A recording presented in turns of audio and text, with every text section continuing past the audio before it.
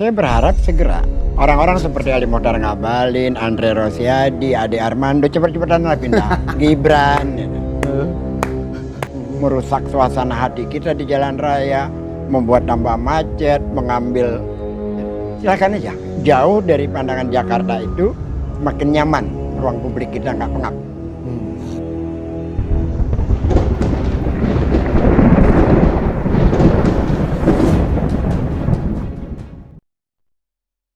Assalamualaikum warahmatullahi wabarakatuh.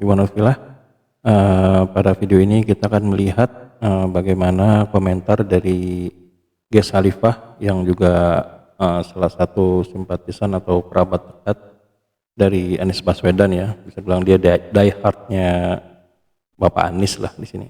Nah, dia kali ini diundang talk show yang juga menghadirkan Bapak Ali Mohtar Ngabalin yang dipandu oleh Ari Budi dan yang di Total Politik ya, di sini di CNN Indonesia. Jadi pada podcast ini mereka itu diibaratkan dengan Pak Ges Khalifah sebagai gubernur bayangan dan Ali Mohtar Ngabalin sebagai staf istana bayangan gitu. Nah, di sini mereka bertanya apakah apa pendapat dari Ges Khalifah mengenai para pejabat yang pindah gitu loh. Nah, di sini sangat menarik sekali, sangat menohok ya kalau saya bilang ya. Nah, bagaimana lengkapnya? Mari kita simak videonya berikut ini. Bakal pindah nggak ke IKN? Siapa?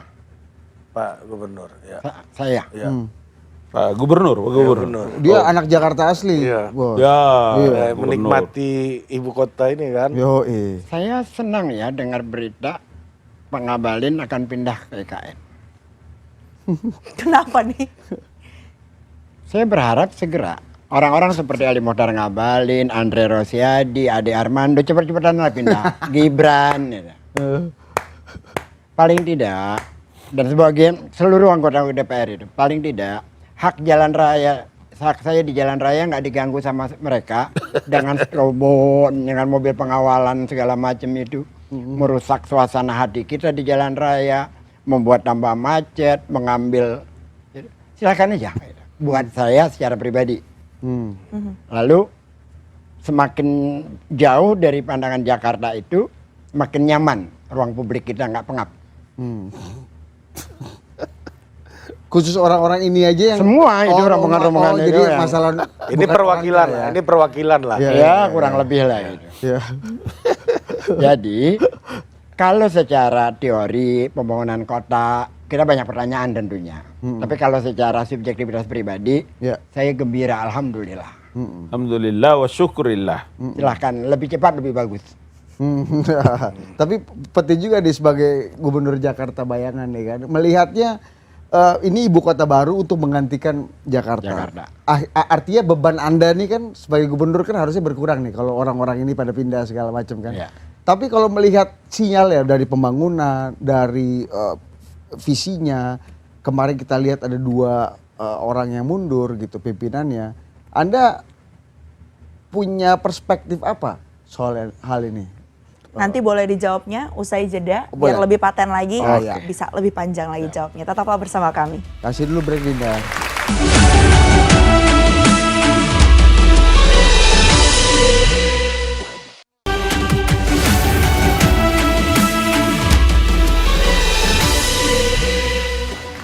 Ya, masih di Kabinet Bayangan. Terakhir tadi Pak Wapres sempat bertanya kepada Pak Gubernur Bayangan ini. Itu tondo-tondo apa yang Abang lihat nih? Apa nih yang dibaca dari Yang sikap-sikap terkini yang nih. dilakukan? Kan kita sudah baca berbagai negara melakukan pemindahan tempat. Malaysia pindah dari kota pemerintahan aja ya, pindah dari Kuala Lumpur ke Putrajaya. Ya. Itu 10 atau 15 tahun tuh pembangunannya. Meskipun ibu kota resminya masih Kuala Lumpur. Masih Kuala Lumpur, ini kota pemerintahan aja. Belum lagi Mesir, Brazil, Burma, dan lain-lain. Jarang yang berhasil gitu. Itu satu. Yang kedua, saya juga baca riset gitu kan. Sampai hari ini sudah hampir habis uang 92 triliun untuk membangun IKN sekawasan Monas. Yang sudah jadi itu Istana Negara, 4 kantor kementerian koordinator, sama rumah untuk pegawai negeri, ASN lah di sana. Lalu pertanyaan sederhananya muncul begini, Oktober Jokowi selesai, lalu presiden baru Prabowo, dia harus mau dia mau mengurus masa transisi dari Jakarta ke IKN, sementara dia membutuhkan kesuksesan untuk programnya berlangsung. Itu kan pertanyaan besar. Yang kedua, berapa anggaran IKN yang sesungguhnya? Kalau baru sekawasan Monas aja sudah sekian puluh triliun. Yang ketiga, yang jauh lebih mendasar, pembebasan lahan. Kan tadi Pak Basuki ini sudah bicara itu kan.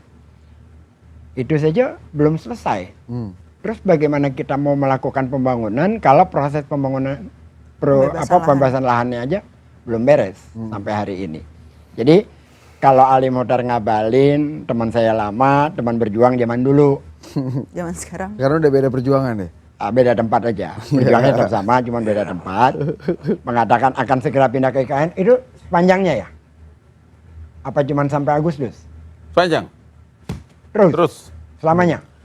Terus, karena tahapan pembangunannya kan ada tahap kedua, tahap ketiga, tahap keempat. Iya. Ya, bersyukur sekali saya. Iya. Kalau itu bisa terjadi. Gitu. Dan nggak perlu dikritik juga sih. Nggak perlu dikritik. Karena Didoakan. Didoakan saja. Ya. Karena rejim ini juga kan budak terhadap kritik.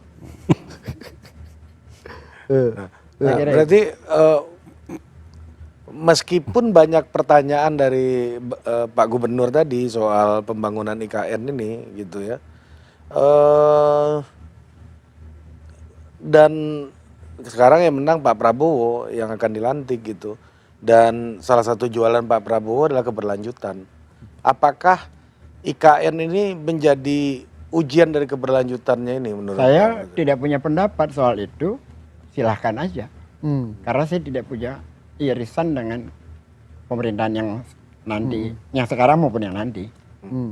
Tapi realistis nggak untuk tetap memberlanjutkan itu, sementara kan programnya Pak Prabowo juga banyak nih kan yang butuh anggaran dan ada posisi besar. Posisi saya adalah menonton untuk melihat ini akan seperti apa. Karena kalau kita berpendapat seolah-olah pesimis, seolah-olah tidak move on, enggak lah, biarkan saja berlangsung dan kita menonton, kita nikmati.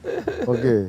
Jadi kita nikmati aja, termasuk itu ketika kepala otorita dan wakilnya itu mundur. Anda ini kan sama kayak gini Bang, sama kayak Anda dan wakil gubernur Jakarta tiba-tiba mundur gitu kan? Iya kan, saya pernah mundur. Proyek. Nah itu saya pernah mundur dari komisaris Ancol. Alasan saya jelas, saya nggak cocok sama PJ yang sekarang. Gue nggak rela jadi anak buahnya dia, ya gue mundur lah. Berarti kira-kira itu yang terjadi sekarang mungkin? Ya, Ada kan orang nggak ketidakcocokan. mungkin mundur tanpa alasan. Kan nggak mungkin gitu kan. Tapi kan nggak perlu juga kita menebak-nebak gitu. Berarti kan ada sesuatu, ada masalah. Ya masalah ini tadi oleh Pak Ali Mokhtar Ngabalin ditutupi dengan semut. Ya kita tonton saja. Oke.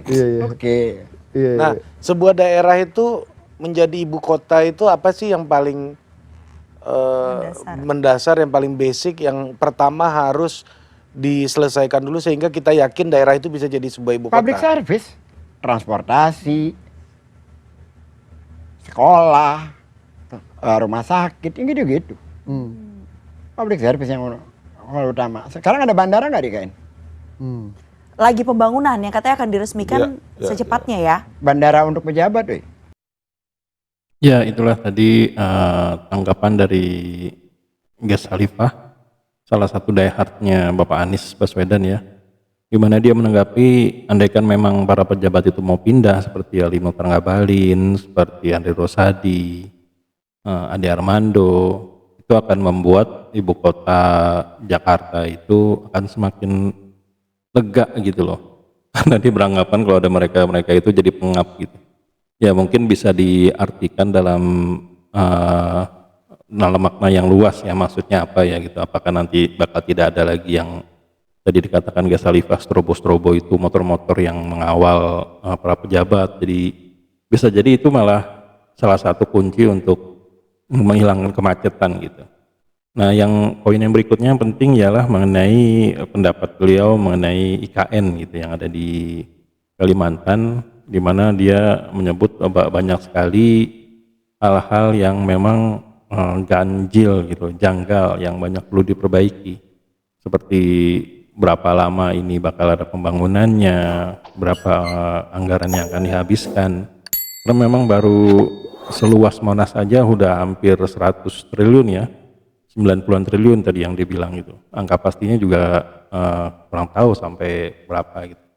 Tapi dari beberapa komentar tadi kalau kita simak dalam perspektif psikologi, Ali Mukhtar memang sepertinya tidak ada sama sekali perasaan kecewa, perasaan dia melihat rekan lamanya itu Ghasalifah berbicara. Seakan dia hanya mengangguk dan membenarkan bahwa itulah yang terjadi gitu. Ya, bagaimana tanggapan rekan-rekan semua di sini? Apakah setuju dengan Ghasalifah atau mungkin ada komentar lain? Tuliskan di kolom komentar ya. Masih ada lagi beberapa video berikutnya mengenai acara tadi yang memang kami sengaja potong-potong untuk tertuju ke poin intinya yang dibahas. Nah, sampai di sini dulu Aiden Project. Kalau memang ada kata salah, kami mohon maaf. Wabillahi taufiq wal hidayah. Wassalamualaikum warahmatullahi wabarakatuh.